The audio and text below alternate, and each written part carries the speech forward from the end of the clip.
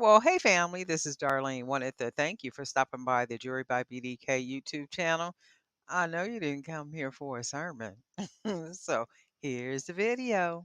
And Well, we'll hey family, happy Wednesday. I'm sure it's Wednesday because I double checked before I turned the camera on, okay? Happy Wednesday. I've already made two of these bracelets, and what I'm doing is I'm making a three-piece set. And of course, I'm making some pieces to take pictures and put these on and put the images on these different websites where I sell the images, and then in addition to that, of course, the items will go on the actual couple of websites to sell. So this is two of them. I figured if I go ahead and get a couple of them made up before I turn the camera on, it won't be a 30-minute video. So I am going to go ahead and get started. And I hope everybody is having a really good day. You've had a great week so far. And if you're watching this video, it's by the grace of God. He has allowed us another whole day. Another whole day. And that's good stuff. I have a friend who is in his 70s. So last year I said, well, what do you want for your birthday? And he said, well, I don't want anything for my birthday. Keeping in mind the man has an issue with age. He's in his early 70s. And he was like, I don't want anything. And I'm like, you always say you don't want anything. He said, I just want the day to just come and go. So I said, okay, well, I won't get you anything. So what happened is, might have been 2 days after our conversation, the number 40 came into my spirit. And I was like, okay, well, Lord, what do you mean about the number 40? And I was like, okay, what about the number 40? So what I generally do anytime a word comes into my spirit or something comes into my spirit like that, I go to the Bible and then search subject matter.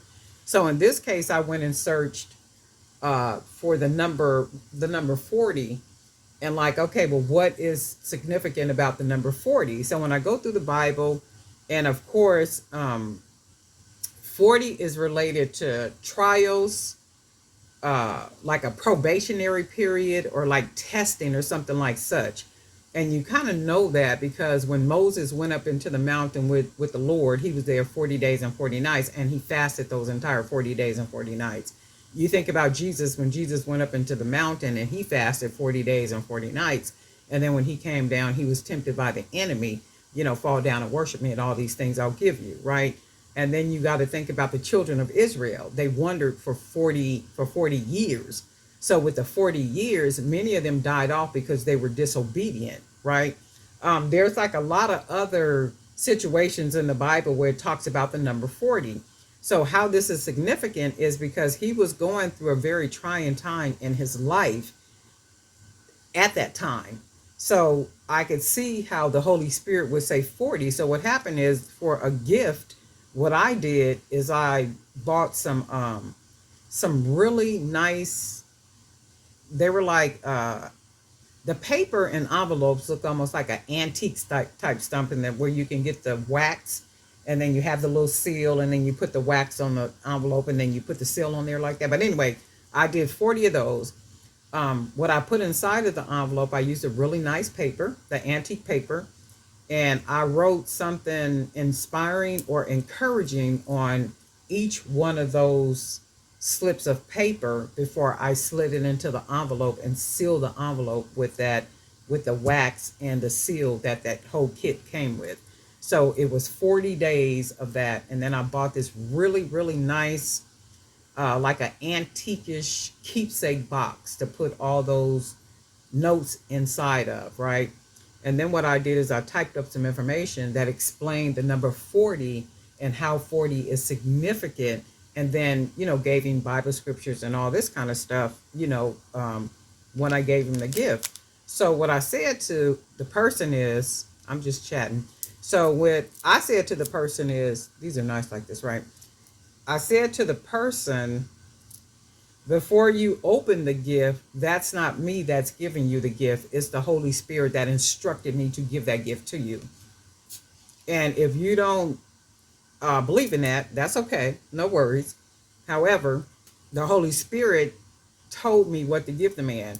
So when I gave him the gift, the joy, the overwhelming joy that that man showed when he received that gift and what was inside of the keepsake box, he just stood there like in tears. And I'm just like, man, this is really something. And I thought to myself, I was like, but he said he didn't want a gift. However, the Holy Spirit wanted him to have that gift because what he was going through in his life at that time was very trying. It was very difficult and it was a real challenge for him. And then to give him something like that, that let him know too, no, God hears every prayer that you pray. He sees every tear that drops from your eyes. He wants you to know that he hears you by way of this gift that I'm giving to you. And then remembering, I didn't know what was going on with the man until the man expressed to me after I had given him the gift what was going on with him. And I said, see, that's God. That's God doing that. That's the Holy Spirit connecting and said, no, this is what I want you to do. And then you go do this. And I, in my spirit, I was saying, well, the man don't want no gift, right? And the Holy Spirit kept saying 40, the number 40. And anytime that happens, I go straight to the Bible. But anyway, that's my story time for today while I'm making this bracelets. Okay.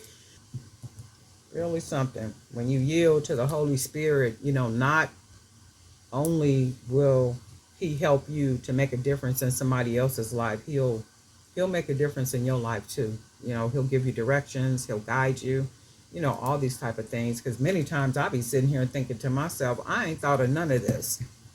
I have not thought of any of this that I am doing. That is the Holy Spirit. And you trust and believe every morning when I go in prayer and another time during the day I go in meditation, I thank him, every single day because he does not have to give me the gift of creativity like he gives to me, you know. And I thank him for it like every single day. And that's one thing we always want to be is grateful. 246 3. Ooh, I'm just chatting this morning. It's a beautiful day on this Wednesday morning, okay? Almost so that I done got distracted. Plus I got this heater on up in here and I done got real hot. That's pretty. And this could just be worn by itself too, but this is really pretty. It's not gonna be worn by itself. I'm going to 246 245. We're gonna go ahead and make this a three-piece set. I'll put one more bead on here. And then we're gonna go ahead and and I'm only using the 1 millimeter cord on this one only because they're smaller beads and they're not heavy at all. So the 1 millimeter cord is good. 1 millimeter cord is just right.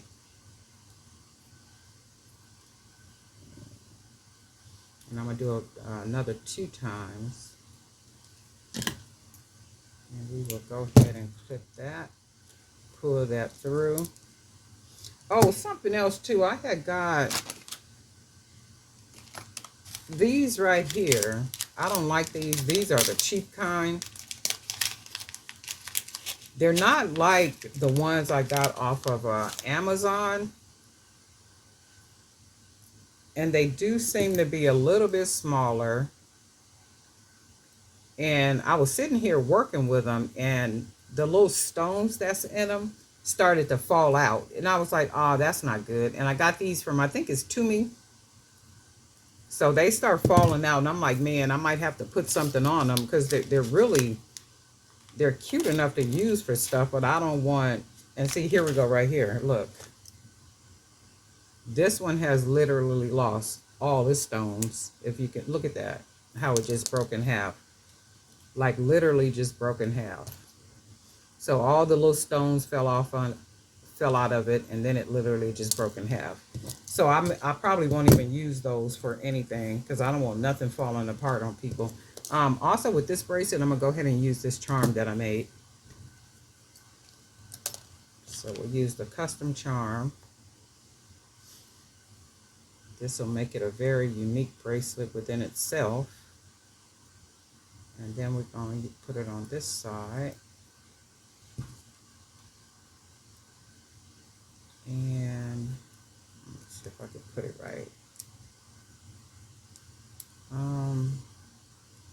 Let's put it right on this side.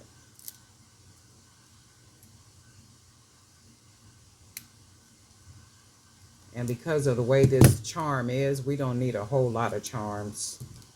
So we're going to do just these couple. And you can see how pretty that is by itself. And then we got one of the cowrie shells on here. I'm going to buy some more cowrie shells. And I'm going to paint them myself. And then this is the third one. So we're only going to do 3. Oh, you know what? I might make it a 4-piece, huh? Oh, I did use some of the little fish right here. The fish beads. Oh, I really like that. 3 is like enough too, because it's like it's given a lot. It's very boho-ish. It's really chic.